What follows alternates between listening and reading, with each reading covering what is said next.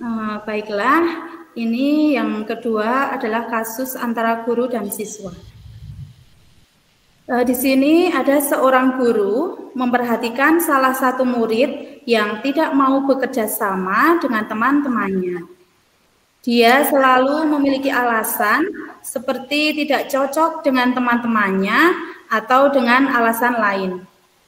Dia memilih bekerja sendiri dan mengumpulkan tugasnya sendiri. Hasil yang dikumpulkan secara mandiri itu selalu bagus. Nah, bagaimana kita akan menyikapi hal ini? Nah, berikut adalah dialog antara guru sebagai coach dan siswa sebagai coachee. Di sini coach akan diperankan oleh Ibu Dati, saya, dan coachee akan diperankan oleh Ibu Esti. Selamat siang Bu Dati. Ya, selamat siang juga Esti. Bagaimana kabarmu hari ini? Alhamdulillah Bu, sehat.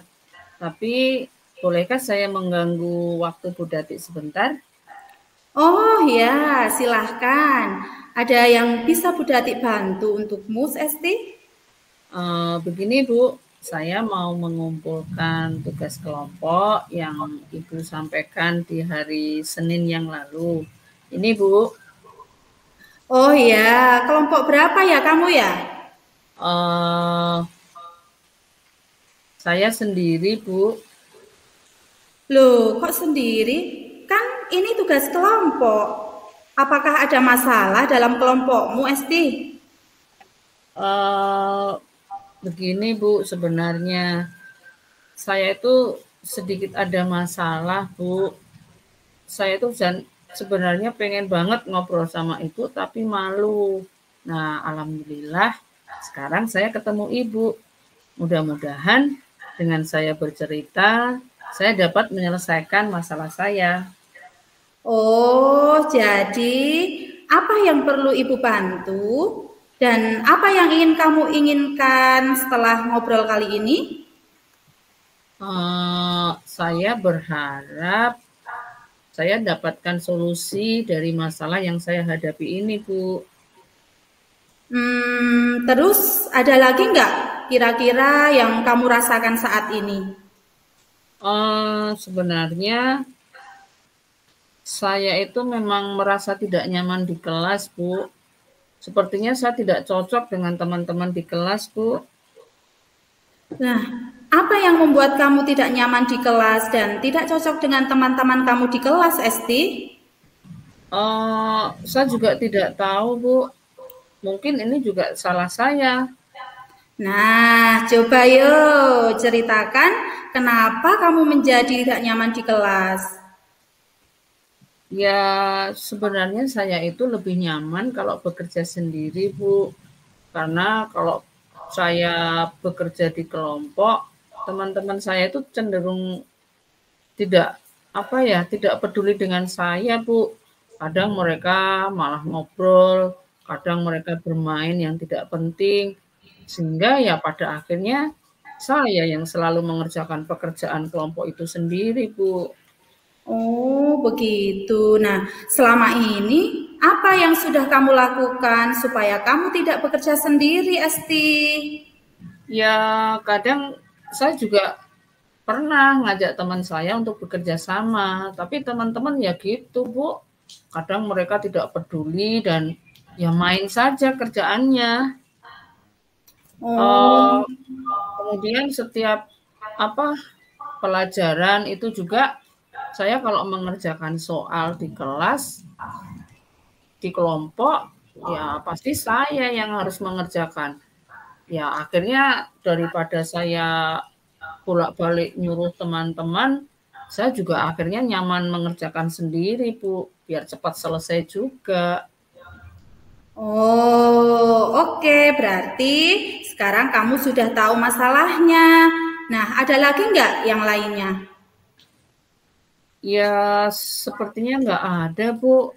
Sebenarnya teman-teman saya di kelas itu juga ya nggak pernah ganggu saya, sopan, dan saya berpikir mereka itu mungkin menganggap hanya saya ya yang bisa mengerjakannya. Cuma pada akhirnya sayanya aja yang nggak mau dibebani terus oleh mereka. Nah, itu dia. Mereka menganggap kamu itu pintar. Nah, kira-kira untuk kedepannya, apa yang ingin kamu lakukan, Esti? Apa ya, Bu? Saya juga bingung nih harus bagaimana dan apa ya yang harus saya lakukan. Nah, kira-kira nih, apa yang ingin kamu lakukan agar ke depan Esti bisa bekerja sama yang baik dengan teman-teman di kelas? Oh iya, mungkin saya minta maaf ke teman-teman dulu ya, Bu ya. Karena mungkin memang cara saya yang salah dengan teman-teman. Kemudian saya mau memahami mungkin teman-teman ada yang kesulitan kalau mengerjakan sesuatu, sehingga mereka memang kemudian tidak mau mengerjakan. Nah, saya coba nanti saya akan membantu teman-teman dalam mengerjakannya biar nanti saya bisa bekerja secara kelompok lagi, Bu. Nah, gitu dong, Nak. Ibu bangga sama Esti. Nah, kira-kira ada hal lain yang akan kamu lakukan tidak ke depannya? Oh ya, Bu. Mungkin agar teman saya bisa sama-sama bekerjanya, bisa memahami pelajaran, saya akan membuat kelompok belajar, Bu. Biar nanti saya bisa membantu mereka yang kesulitan. Wah, bagus itu, Nak. Nah, ini Ibu tanya, kira-kira kapan Esti akan memulai untuk membuat kelompok belajar yang kamu rencanakan itu tadi, Nak? Mungkin saya akan membuat jadwalnya dulu, Bu, untuk menentukan harinya dan siapa saja yang mau ikut. Nah, nanti saya akan tanya ke teman-teman dulu. Kalau mereka setuju, nanti segera mungkin akan membuat kelompok belajarnya itu, Bu. Nah, dari obrolan kali ini, apakah kamu bisa menceritakan kembali apa yang akan kamu lakukan berikutnya? Saya akan bergabung dengan teman, Bu, dan bekerja sama jika belajar kelompok dan ada tugas kelompok. Juga nanti segera mungkin membuat kelompok belajar. Nah, Ibu senang dengan apa yang ingin kamu capai dalam diskusi kali ini. Nah, kira-kira apa yang ingin kamu lakukan dalam waktu dekat ini berdasarkan komitmen itu tadi? Setelah ini nanti saya kembali ke kelas, saya mau menemui teman-teman saya dan akan mengungkapkan, menceritakan kegiatan yang direncanakan itu, Bu. Nah, ini kan kamu mempunyai rencana nih. Nah, kira-kira kamu pasti perlu bantuan mungkin ya? Nah, kira-kira siapa yang akan membantu kamu untuk menjalankan rencana kamu itu, Esti? Ya mungkin wali kelas, Bu Dati. Kan Bu Dati juga guru saya. Dan juga pastinya teman-teman, Bu. Oh, ya, oke. Nah, berarti seperti itu ya. Nah, ini baru hebat sekali. Esti bisa mempunyai rencana dan komitmen untuk menjalankan rencana nyata kamu kali ini. Nah, kamu pasti bisa, Esti. Semangat ya, Nak. Ya, Bu. Terima kasih ya, Bu. Iya, sama-sama. Bu Dati ke kantor guru dulu ya. Ya, Bu. Terima kasih, Bu Dati. Ya, bye-bye. Sehat-sehat.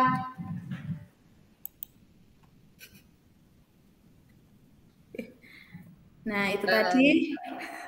Ya. Itu tadi coaching antara guru dan siswa yang diperankan oleh saya dan Ibu Esti. Monggo Bu Esti. Ya, kalau tanggapan saya sebagai coach itu saya merasa tumbuh percaya diri setelah mendapatkan coaching dari Bu Dati selaku guru saya, selaku coach di kasus ini, karena solusi permasalahan itu juga dapat saya temukan sendiri dengan arahan atau bantuan dari coach, dari Bu Dati, sehingga hal itu akan membuat coach merasa percaya diri dan kemudian tentu saja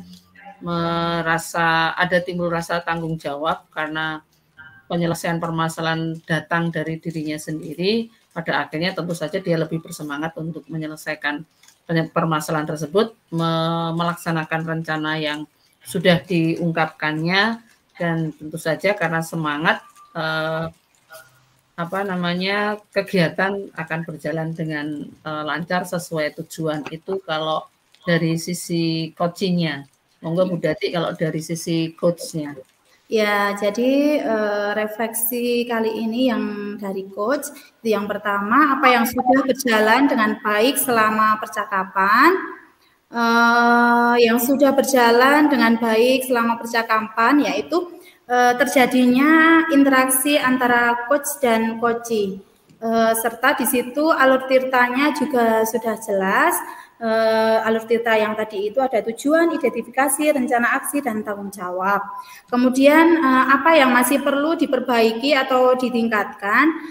Mungkin yang perlu diperbaiki adalah